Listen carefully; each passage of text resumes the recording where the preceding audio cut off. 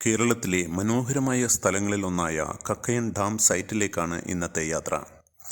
കേരളത്തിൻ്റെ ഭൂപ്രകൃതിയും കാലാവസ്ഥയും ആരെയും അതിശയിപ്പിക്കുന്നതാണ്. പ്രകൃതി കനിഞ്ഞ് അനുഗ്രഹിച്ചിട്ടും അത് കൃത്യമായി വിനിയോഗിക്കാൻ മലയാളികളായ നമുക്ക് അറിഞ്ഞുകൂടാ എന്ന് പലപ്പോഴും തോന്നിയിട്ടുണ്ട്.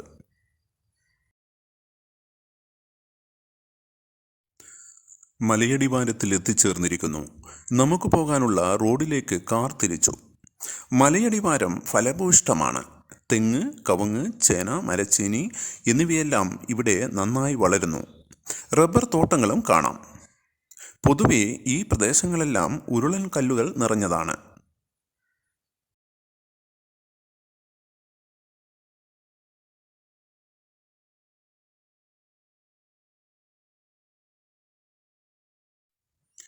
പശ്ചിമഘട്ട മലനിരകളിലെ ജൈവ വൈവിധ്യങ്ങളുടെ പ്രാധാന്യത്തെക്കുറിച്ച് പൊതുവെ സാധാരണക്കാർക്ക് വലിയ അറിവൊന്നുമില്ല. പല വിവരങ്ങളും നമ്മെ അമ്പരപ്പിക്കുന്നതാണ്. കണ്ണൂർ ജില്ലയിലെ ആറളം വൈൽഡ് ലൈഫ് സാങ്ച്വറിയിലാണ് ലോകത്ത് ഏറ്റവും കൂടുതൽ വ്യത്യസ്ത ഇനം പൂമ്പാറ്റകളുള്ളത്. ഈ അറിവ് അവിടെ സന്ദർശിച്ചതിനു ശേഷം മാത്രമാണ് എനിക്ക് ലഭിച്ചത്. ലോകത്തിൻ്റെ നാനാഭാഗത്തു നിന്നും പൂമ്പാറ്റകളെക്കുറിച്ച് പഠിക്കാൻ അവിടെ ശാസ്ത്രജ്ഞർ എത്തിച്ചേരാറുണ്ട്.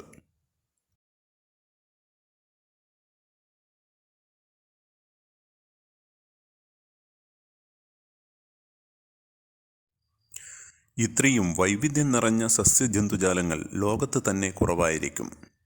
വരും തലമുറയ്ക്ക് വേണ്ടി ഇത് സംരക്ഷിക്കുന്നതിൽ നാം അത്രയൊന്നും ശ്രദ്ധിക്കാറില്ല.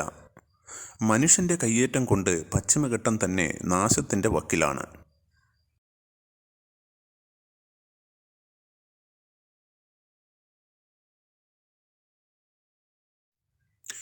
കക്കയം ഡാം സൈറ്റിലേക്കുള്ള റോഡ് ഇടുങ്ങിയതാണ്.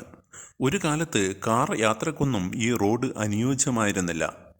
എന്നാൽ പിന്നീട് റോഡ് നവീകരിച്ച് യാത്രക്ക് അനുയോജ്യമാക്കുകയായിരുന്നു. ഉരുൾപൊട്ടലിൽ റോഡിൻ്റെ പല ഭാഗങ്ങളും ഒലിച്ചുപോയിരുന്നു. പിന്നീട് കല്ലുപാകി വൃത്തിയാക്കിയിട്ടുണ്ട്.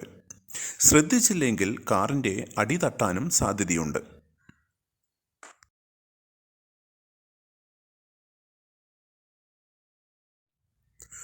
ഉരുൾപൊട്ടലിലുണ്ടായ മലവെള്ളപ്പാച്ചിലിൽ ഒലിച്ചു വന്ന പാറക്കൂട്ടങ്ങൾ പല സ്ഥലങ്ങളിലും കാണാം.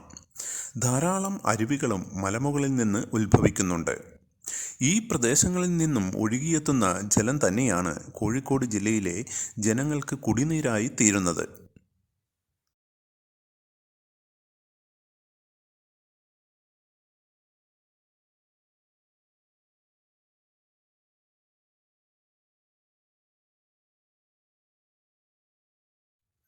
മല കയറി പോകുമ്പോൾ ജുറാസിക് പാർക്ക് സിനിമയിലെ സീനുകൾ അനുസ്മരിപ്പിക്കുന്ന വനങ്ങൾ കാണാൻ കഴിയും. പനകളും പന്നൽ ചെടികളും റോഡിലേക്ക് ചാഞ്ഞു നിൽക്കുന്നത് കാണാൻ ഒരു രസം തന്നെയാണ്. ജുറാസിക് കാലഘട്ടത്തോളം പഴക്കമുള്ള പല ചെടികളും ഈ മലനിരയിൽ ഉണ്ടെന്നാണ് അറിവ്. നിങ്ങൾ ഒരിക്കലും കണ്ടിരിക്കാൻ സാധ്യതയില്ലാത്ത ഇനം ചെടികളും ഇവിടെ കാണാം. ഒരു ബൊട്ടാണിസ്റ്റിൻ്റെ സഹായമില്ലാതെ ഇതൊന്നും തിരിച്ചറിയുക എളുപ്പമല്ല.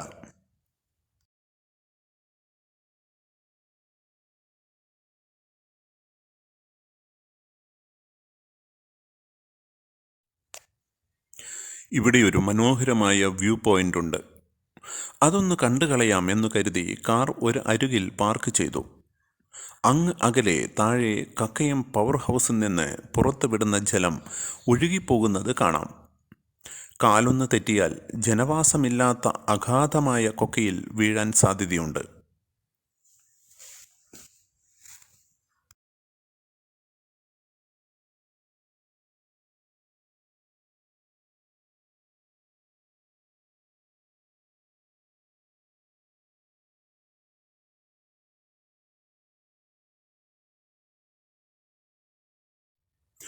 ഏത് ചൂടുള്ള കാലാവസ്ഥയിലും തണുപ്പും തഴുകിപ്പോകുന്ന മന്ദമാരുതനുമുള്ള സ്ഥലമാണിത്. ഉയരം കൂടുന്തോറും കാലാവസ്ഥയിൽ വലിയ വ്യത്യാസമാണ് അനുഭവപ്പെടുന്നത്.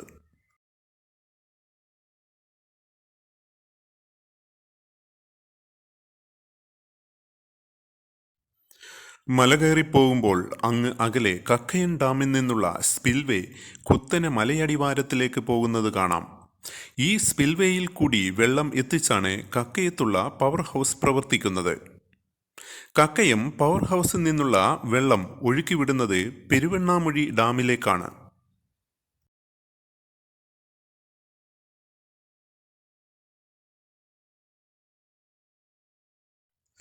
ഉരുൾപൊട്ടലിന്റെ ഫലമായി പല സ്ഥലത്തും മലയിടിഞ്ഞിരിക്കുകയാണ്. ഭീമാകാരമായ ഉരുളൻ കല്ലുകൾ മലമുകളിൽ നിന്നും താഴെ വരെ ഒഴുകിക്കിടക്കുന്ന പോലെ തോന്നിക്കും. ഉരുൾപൊട്ടൽ എത്ര ഭീകരമായിരിക്കും എന്നോർത്ത് ഒരു നിമിഷം ഭയന്നുപോയി.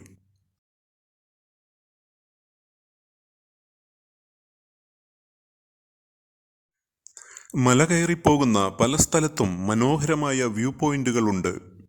അങ്ങ് അകലെ നീലച്ചായം പൂശിയ മലനിരകളും താഴ്വരയും കാണാം. പ്രകൃതി പലപ്പോഴും നമ്മെ അമ്പരിപ്പിക്കാറുണ്ട്. നമ്മുടെ കാഴ്ചശക്തിയോളം ഒരിക്കലും ഒരു ക്യാമറ കണ്ണും വരില്ല എന്ന് നമ്മെ ഓർമ്മിപ്പിക്കുകയാണ്.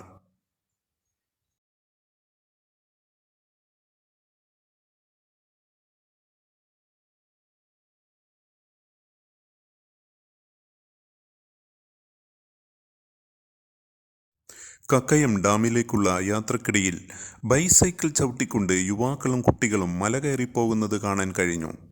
മൗണ്ടൻ സൈക്ലിംഗ് എന്ന സാഹസിക വിനോദം നമ്മുടെ നാട്ടിലെ കുട്ടികളുടെ ഇടയിലും പ്രചാരം നേടിയതിൽ എനിക്ക് അതിയായ സന്തോഷം തോന്നി.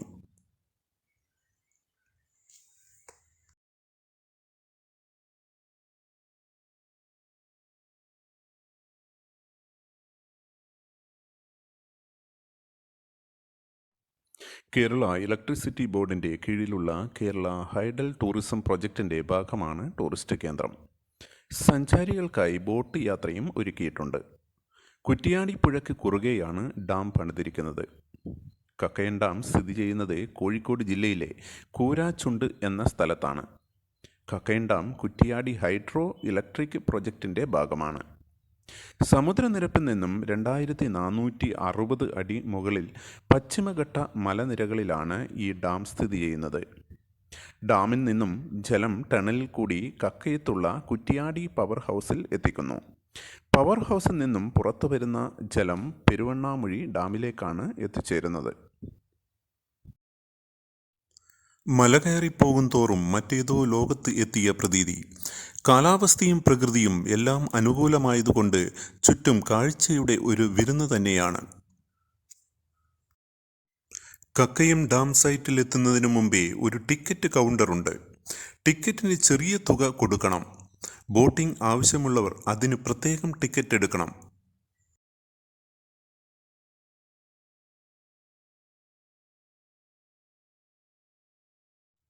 ഡാം സൈറ്റിലേക്ക് ഒരു 1.25 കിലോമീറ്റർ നടക്കാനുണ്ട്. ജീപ്പ് യാത്ര ആഗ്രഹിക്കുന്നവർ അതിനും ഈ ടിക്കറ്റ് കൗണ്ടറിൽ പണം അടക്കണം. നടന്നു പോകുമ്പോൾ മാത്രമേ കാഴ്ചകൾ കണ്ട് ആസ്വദിക്കാൻ സാധിക്കുകയുള്ളൂ. അതുകൊണ്ട് ജീപ്പ് ഒഴിവാക്കി ഞങ്ങൾ നടക്കാൻ തീരുമാനിച്ചു.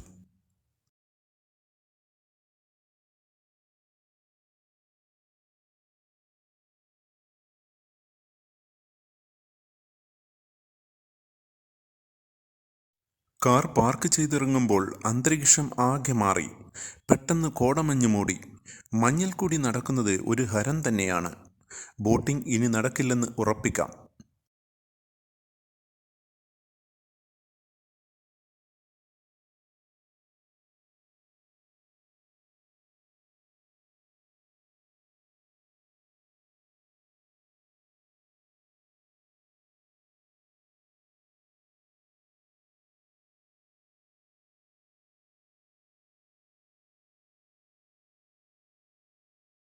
കുട്ടികൾക്ക് കളിക്കാനായി ചെറിയ ഒരു പാർക്ക് ഇവിടെയുണ്ട്. കുറച്ചു കുട്ടികൾ ആഘോഷമായി കളിക്കുകയാണ്. മറ്റെന്തെല്ലാം ഉണ്ടെങ്കിലും ഇത്തരം ചെറിയ കളികളിലാണ് കുട്ടികൾക്ക് താല്പര്യം.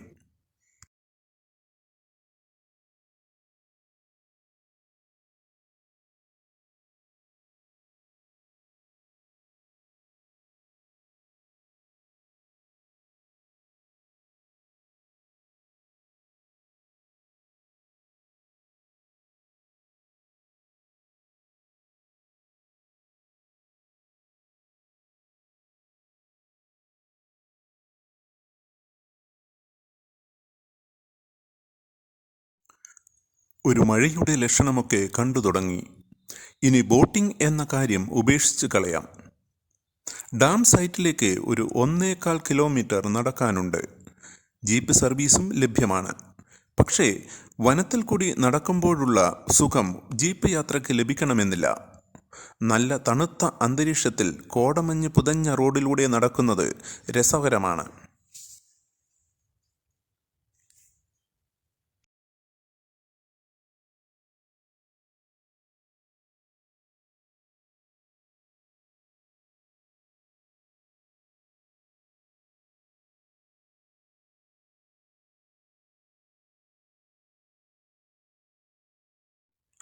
ധാരാളം പേർ കുടുംബസമേതം കുട്ടികളെയും കൊണ്ട് ഈ ഡാം കാണാൻ എത്തുന്നു. ഒരുപക്ഷെ ബോട്ട് സർവീസും ഈ നല്ല കാലാവസ്ഥയുമായിരിക്കാം അവരെ ഇവിടെ എത്താൻ പ്രേരിപ്പിക്കുന്നത്.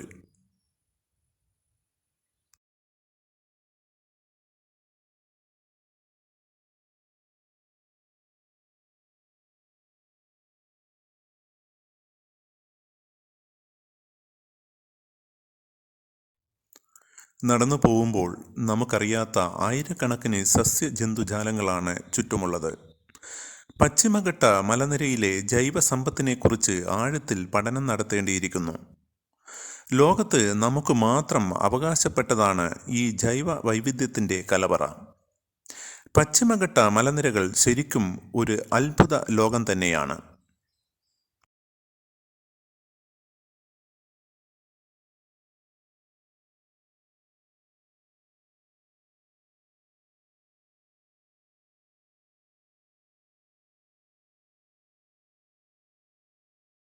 ഞങ്ങൾ ഡാം സൈറ്റിൽ എത്തിയിരിക്കുകയാണ്. ഈ ഡാം പണിത ഉദ്യോഗസ്ഥരുടെ പേരുകൾ കൊത്തിവെച്ച ഒരു ഫലകം ഇവിടെയുണ്ട്. മഞ്ഞ് മൂടിയത് കാരണം ഡാമിൻ്റെ യഥാർത്ഥ സൗന്ദര്യം ആസ്വദിക്കാൻ കഴിയുന്നില്ല. ഇതൊരു ചെറിയ ഡാമാണ്, പക്ഷേ സമുദ്രനിരപ്പിൽ നിന്ന് 2450 അടി ഉയരത്തിലാണ് ഇത് സ്ഥിതി ചെയ്യുന്നത്. മൂടൽമഞ്ഞ് ഇല്ലായിരുന്നെങ്കിൽ ഒരു ബോട്ട് സർവീസ് നടത്തിയാൽ കൊള്ളാമായിരുന്നുവെന്ന് എനിക്ക് തോന്നി.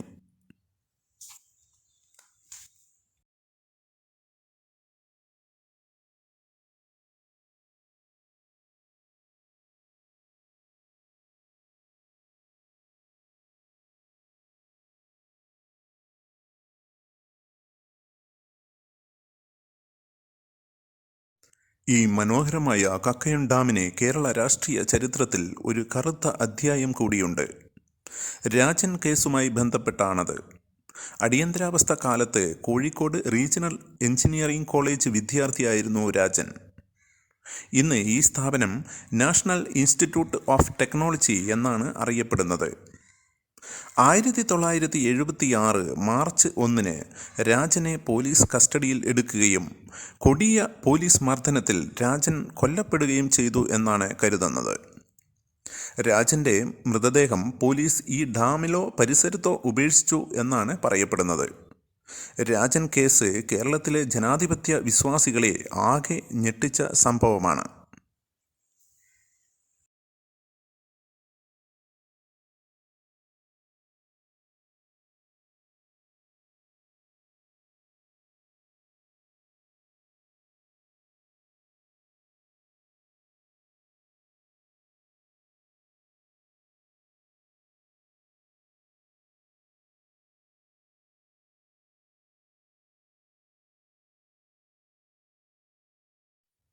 ഡാം പരിസരത്ത് നിന്ന് 1/2 കിലോമീറ്റർ നടന്നാൽ ഉരക്കുഴി വെള്ളച്ചാട്ടത്തിനടുത്തെത്താം.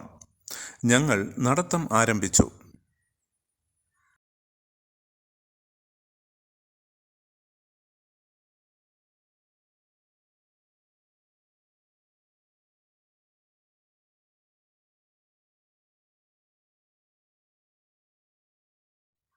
അട്ടകൾ ധാരാളമുള്ള സ്ഥലമാണിത്. അട്ടകളും കേരളത്തിൽ വംശനാശം സംഭവിച്ചുകൊണ്ടിരിക്കുകയാണ്.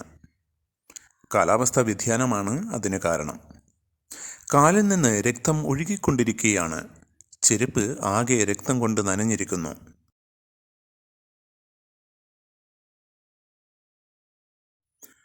ഉരക്കുഴി വെള്ളച്ചാട്ടത്തിന് അരികുവരെ റോഡ് നന്നായി ടാർ ചെയ്തിട്ടുണ്ട്. ഏതൊരാൾക്കും സുഖകരമായി നടന്നു പോകാൻ കഴിയും. ഈ പ്രദേശം സംരക്ഷിത വനമേഖലയാണ്.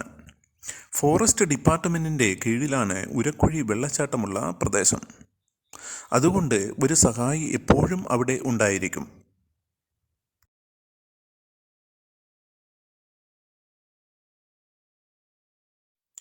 വനപ്രദേശത്തുകൂടി നടന്നു പോകുന്നത് ആവേശകരമാണ്. വ്യത്യസ്ത ഇനം മരങ്ങളും വള്ളികളും ചെടികളും കാണുന്നത് തന്നെ കൗതുകകരമാണ്.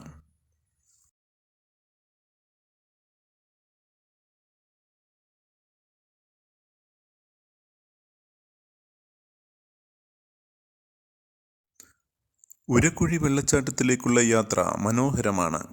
ഇനി കുറച്ച് കല്ലുപാകിയ വഴിയിൽ കൂടി നടക്കണം.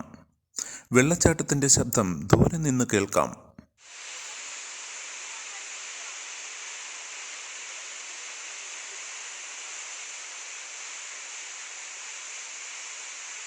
സാധാരണ വെള്ളച്ചാട്ടം നമ്മൾ കാണാറുള്ളത് താഴെ നിന്നാണ്. എന്നാൽ ഉരക്കുഴി വെള്ളച്ചാട്ടം അങ്ങനെ കാണാൻ സാധ്യമല്ല.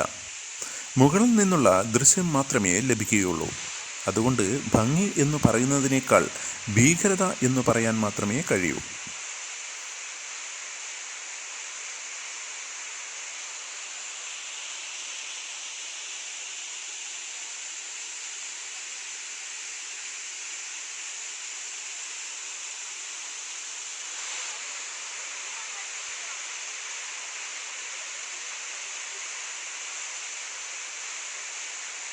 മുകളിൽ നിന്ന് ഏകദേശം 600 മീറ്റർ ആഴത്തിലേക്ക് വെള്ളച്ചാട്ടം പതിക്കുകയാണ്. അതിൻ്റെ ഭീകര ശബ്ദം കേൾക്കാം.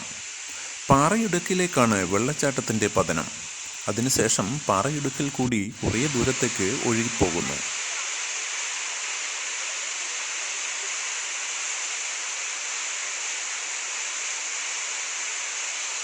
വെള്ളച്ചാട്ടം അഗാധമായ പാറയിടുക്കിലേക്ക് പതിക്കുന്നത് കൊണ്ട് തന്നെ ആരെങ്കിലും വെള്ളച്ചാട്ടത്തിൽ പതിച്ചാൽ തിരച്ചിൽ നടത്തുക അസാധ്യമാണ്.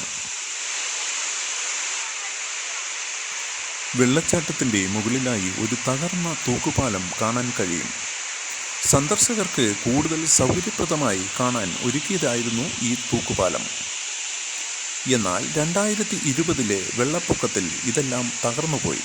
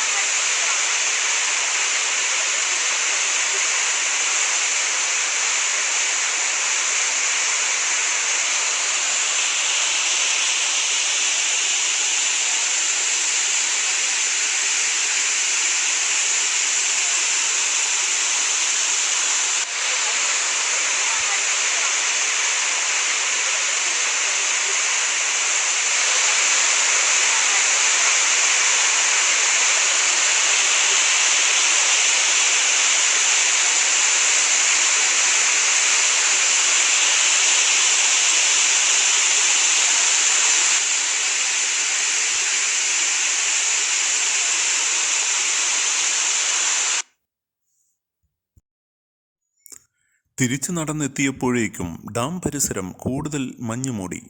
സമയം 5 മണി ആയിരിക്കുന്നു. ഇനി സന്ദർശകരെ ഇങ്ങോട്ട് കയറ്റിവിടില്ല.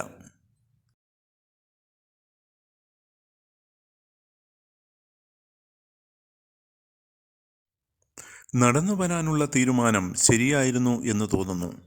ഈ മനോഹര കാഴ്ചകളൊന്നും ജീപ്പിൽ സഞ്ചരിക്കുമ്പോൾ ലഭിക്കില്ലല്ലോ.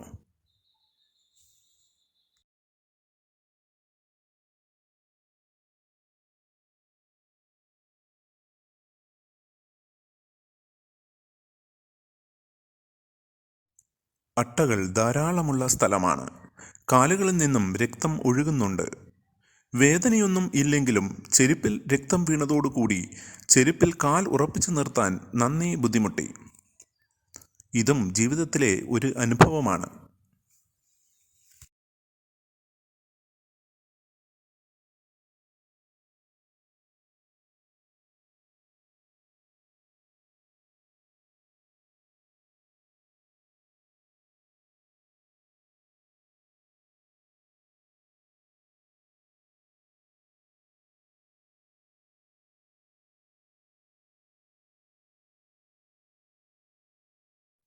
കാലാവസ്ഥ അനുകൂലമായിരുന്നെങ്കിൽ ഒരു ബോട്ട് യാത്ര കൂടി സംഘടിപ്പിക്കാമായിരുന്നു. എന്നിരുന്നാലും യാത്ര വളരെ മനോഹരമായിരുന്നു.